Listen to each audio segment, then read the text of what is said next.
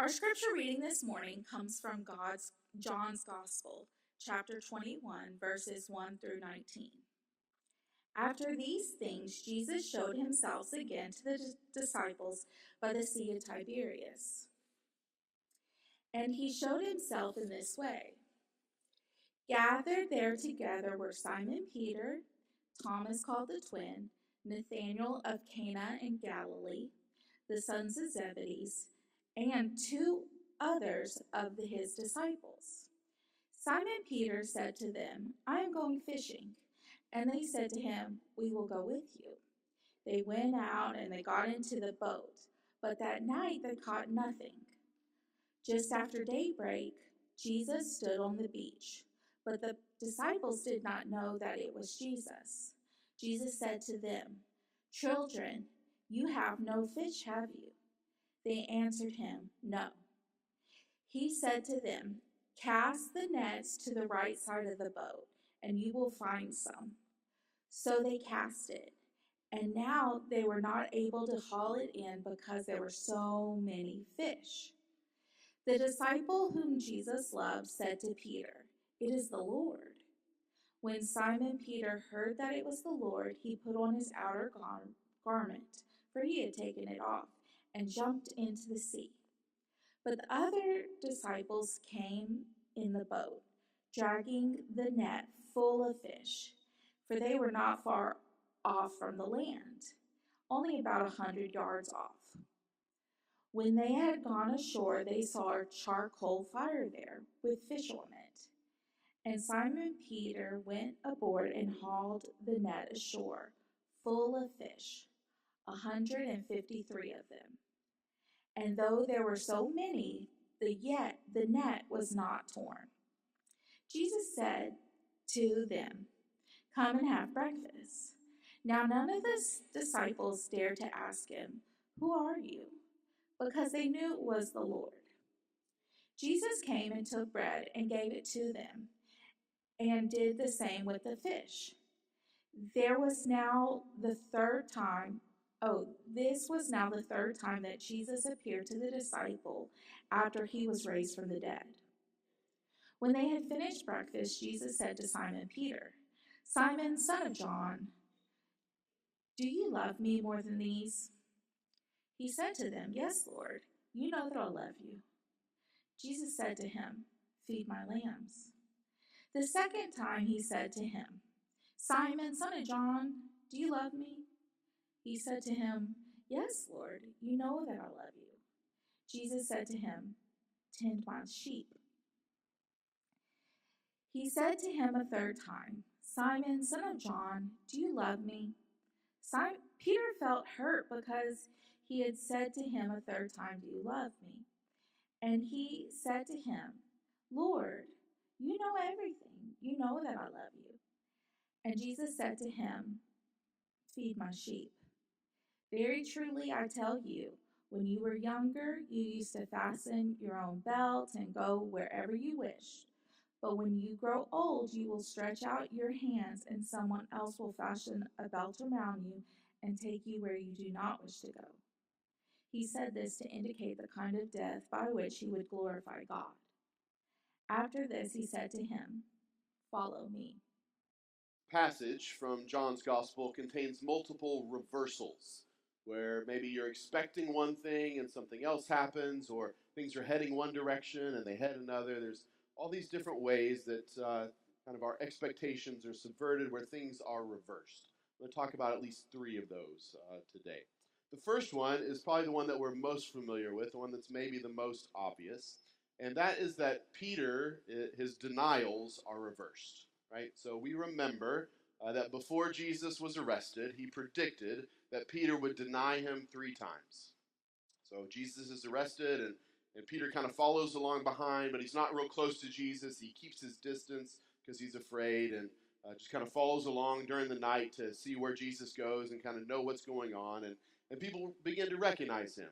Aren't you one of those disciples? Didn't you come with Jesus? And Peter denies it once, and a second time even denies not just following Jesus, being a disciple, but even knowing Jesus. And when he denies the third time, then the rooster crows. he remembers Jesus' prediction that he would deny Jesus those 3 times. And then Peter leaves, goes away in shame. Well, in this story, Jesus reverses all of that, right? Instead of Peter denying Jesus 3 times, Peter tells Jesus that he loves him 3 times. Jesus asks him that question, do you love me? And Peter says, yes, I love you. Do you love me? Yes, I love you. Do you love me? Yes, you know everything. You know that I love you. Jesus says, feed my lambs, tend my sheep, feed my sheep. Jesus reverses what Peter had already done. Peter turned his back on Jesus those 3 times, and in this passage, Peter embraces Jesus 3 times, commits to loving Jesus and following him and doing the things that Jesus wants him to do. It's a reversal. And so part of what we see in this resurrected Jesus is that he offers second chances. He offers grace. He offers forgiveness. He reinstates those who've maybe turned away and turned against him. During this season of the year, this Easter season, we are looking at these resurrection appearances of Jesus. Of course, we know about the resurrection of Jesus on Easter Sunday, but there are other times where the resurrected Jesus appears to the disciples and to others. And we maybe don't know those stories quite as well, and they have a lot to teach us. They show us that Jesus is indeed raised from the dead. If it were just that one time on Easter Sunday morning, and it'd be a little harder to believe, right? Just this one time that Jesus appears and then he's gone. Well, maybe somebody just made that up, or maybe it's not true. But since Jesus appears all these other times, it gives us confidence in this belief and this trust and this faith that Christ truly has been raised. It also teaches us a little bit about Jesus. He seems a little different. Things are a little bit changed after the resurrection. So what can we learn from those? And we, I think, ask ourselves the question, what does it mean to live a resurrected life? Not just Christ resurrected, but what does it mean for us to be resurrected here and now and in the life to come? And so during the season of Easter, we're looking at these different stories and different events. So a second reversal. Kind of the way the structure itself is the story itself is structured, right? So last week we had 2 different appearances of Jesus that were really one story together, right? So on Easter Sunday, later in the evening, Jesus appears to the disciples. They're locked in that room, and he comes to them and shows himself to them. But Thomas is not with them, right? And Thomas later comes and says, unless I see Jesus, unless I can touch his wounds and his side, I'm not going to believe. So then Jesus appears a second time, a week later. Thomas is there this time. And Jesus, shows him his hands and his side and all these things. And so Thomas comes to believe. These 2 different appearances that really are part of the same story, one story together, right?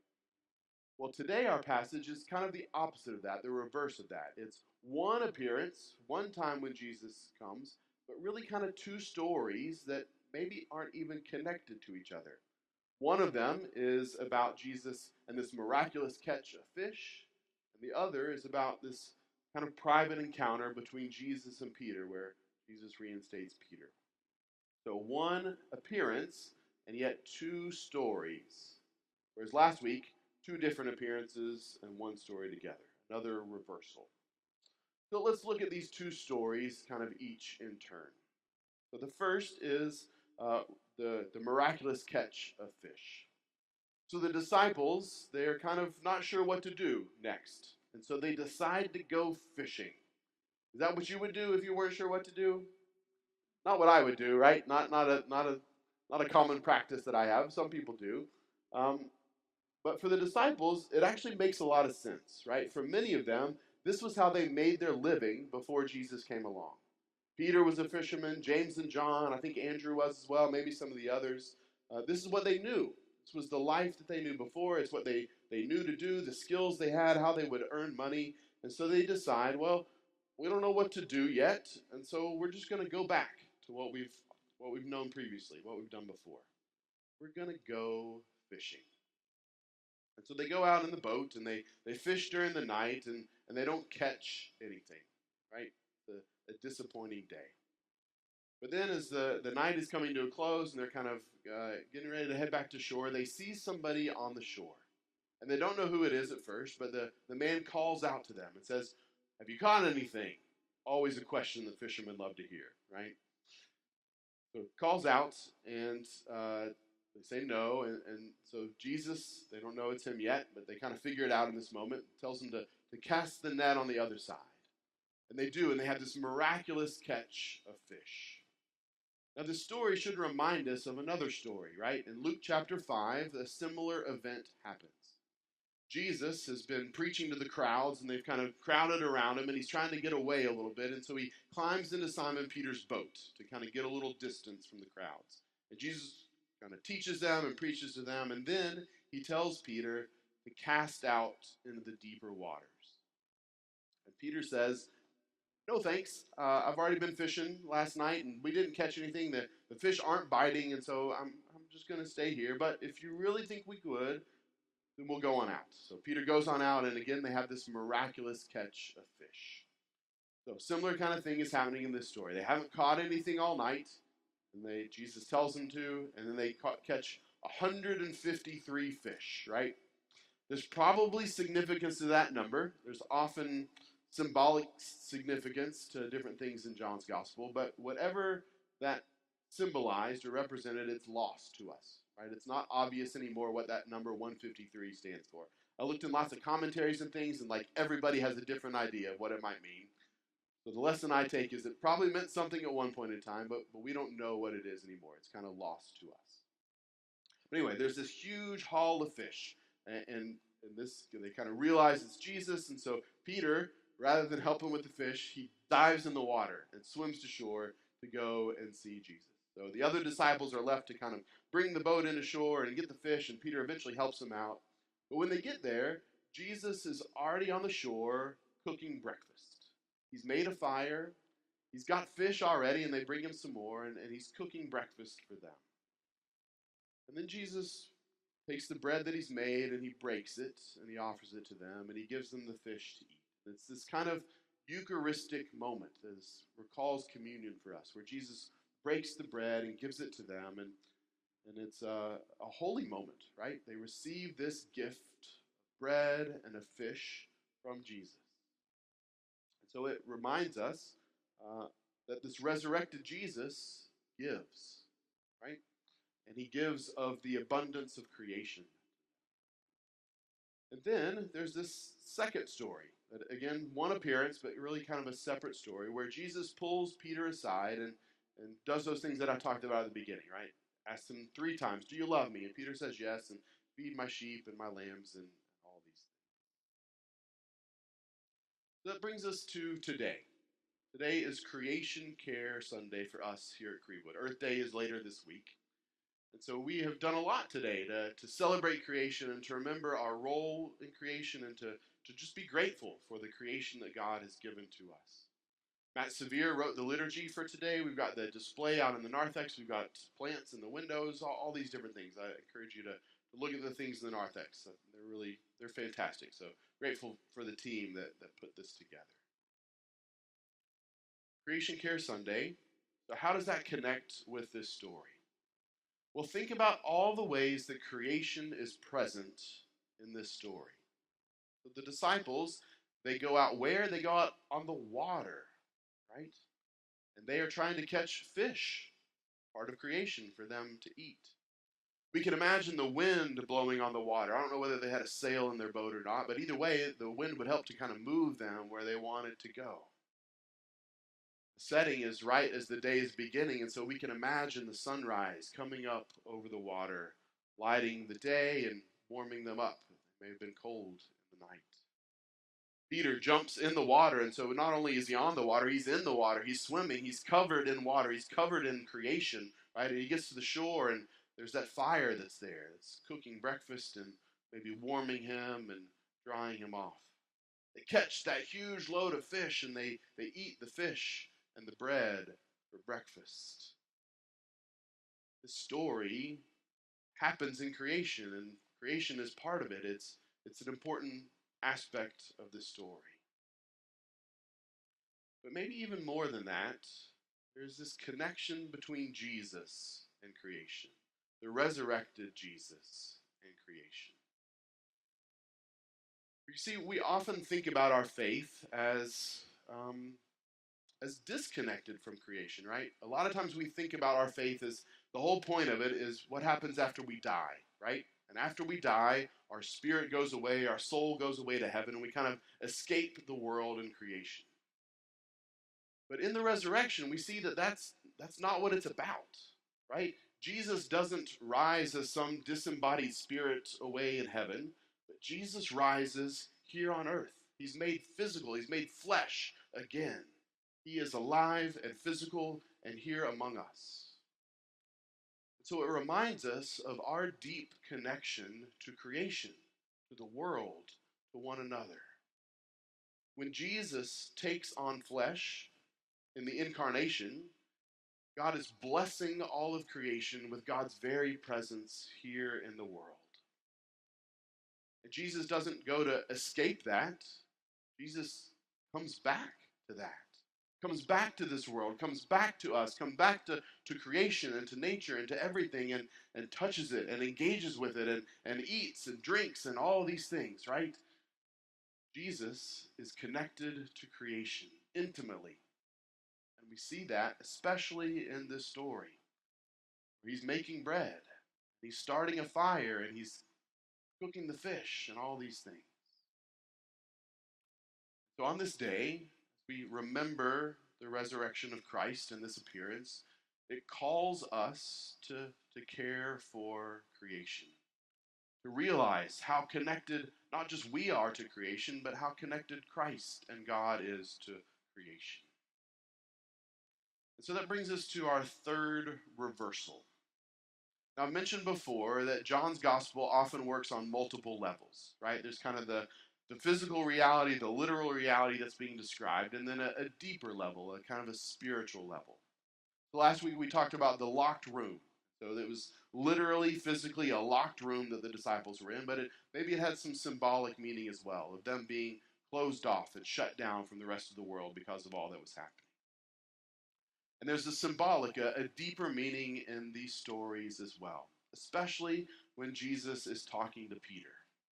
And one of the funny things is that we immediately jump to that deeper symbolic meaning, right? When Jesus says, "Feed my sheep," we don't hear him talking about sheep. We hear Jesus talking about that deeper meaning, that spiritual meaning. When Jesus says, "Feed my sheep," we hear him talking about his children, the church, that Peter and us by extension are supposed to care for one another, to care for the church, to love one another, to feed one another, to care for one another, all these things, right? But what Jesus literally says is, "Feed my lambs, tend my sheep, feed my sheep." Jesus is literally talking about animals and creation here. And so it's a little bit of a mental exercise, but maybe we can reverse the way, at least for today, how we typically think about this passage. Yes, Jesus is certainly talking about caring for one another and for the church and for all that, without a doubt. There is this second meaning. But what if we think more about the literal meaning of what Jesus is saying here? Jesus is telling Peter and telling us to care for the animals, to care for the sheep and the lambs, to care for creation. One of the last things Jesus says to his disciples is this: to care for the lambs and for the sheep, to care for God's creation out among us. So, friends, on this Creation Care Sunday, as we approach Earth Day, may we hear that call anew. May we hear this call to care for the world, to care for creation, to care for the animals and the plants and even the bugs that we talked about in the children's moment. Because all of it is part of God's gift to us. All of it is part of what God has created, and all of it works together in this beautiful harmony and balance. And we are part of that good work. We get to be stewards of creation. Now, if we're honest, we haven't always done a great job at that. But again, part of what we learned today is that the resurrected Christ offers second chances. So we always have a second chance to do better caring for creation, to care for the earth, to preserve it not just for ourselves, for our children and grandchildren, and for all the generations to come. To share of the abundance of Earth's resources with all of humanity, indeed with all of creation. So friends, may we take the story today. May we hear Christ's call to us to care for the lambs, to care for the sheep, to care for all of creation. May we trust that the resurrected Christ came back to this very world, to creation itself, to bless it, to offer it for us. Amen.